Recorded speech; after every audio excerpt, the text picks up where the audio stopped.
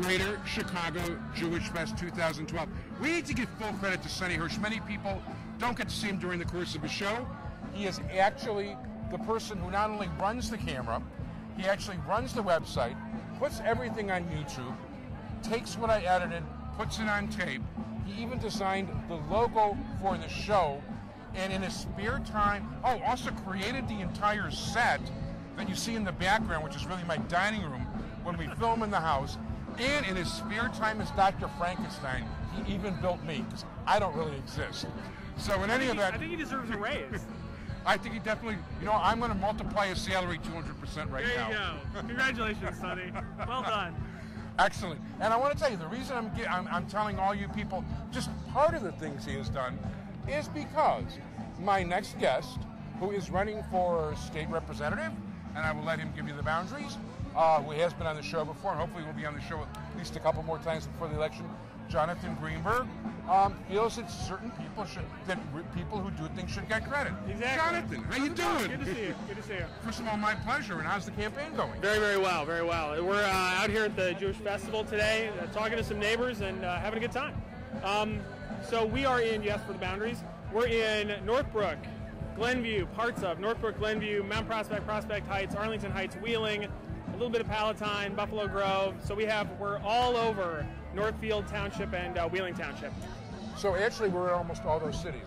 I think I knew that. Just about every single That's one. why I agreed to this interview. Otherwise, otherwise, why would you want to deal with a notorious fellow like myself? It's so warm, but why am I standing in the sun? So, no, this is great. So no, and I think it's unfortunate that so many different. This is the single largest gathering of Jewish people in the Chicago area. It's been that way for over 20 years. Generally speaking, over the course of a day here, there's about 30,000 plus people that pass back and forth.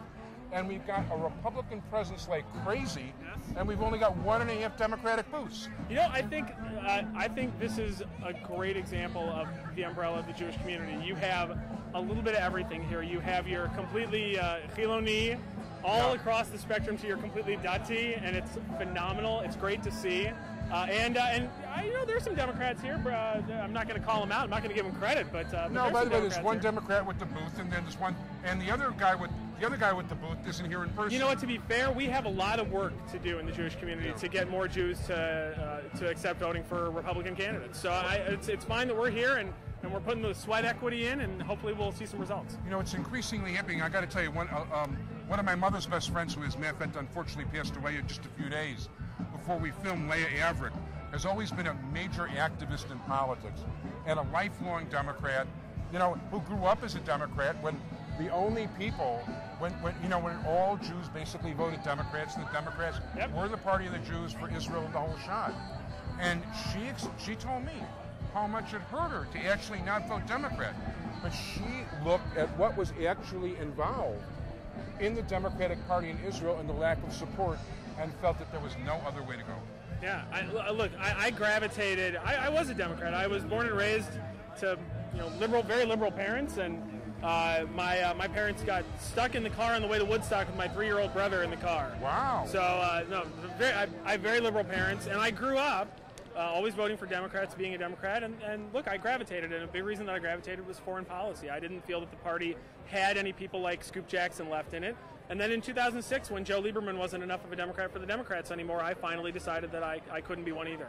So look, I gravitated. I think there are a lot of people. Look, the great thing about the Jewish community, it's a thinking community, it's a passionate community, it's people who really care about doing the right thing. And I think, if you make a case, people will listen, and that's what we're trying to do. We're out here asking people not to make knee-jerk decisions, not to make the same decisions that they've made for years just because they're the decisions they've always made. We're asking people to think about the state of the state. What has happened the last 10 years do you want more of? That's 100% true, and I think people need to be very, very careful right now about what's going on. But anyway, we're at the Jewish Festival. We're talking more Jewish stuff than usual today. Right. But if people would like to contact your campaign. Yes. We're on the web at Greenberg for State Rep. That's Greenberg, FOR, forstaterep.com. And they can email me at JLG, those are my initials, JLG, at greenberg4staterep.com. And we'd love to hear from everybody, and have a great day and keep cool. Drink lots of water, Sonny. Yeah. That's heavy. That looks heavy. And by the way, he'll have to oil my joints in my particular case.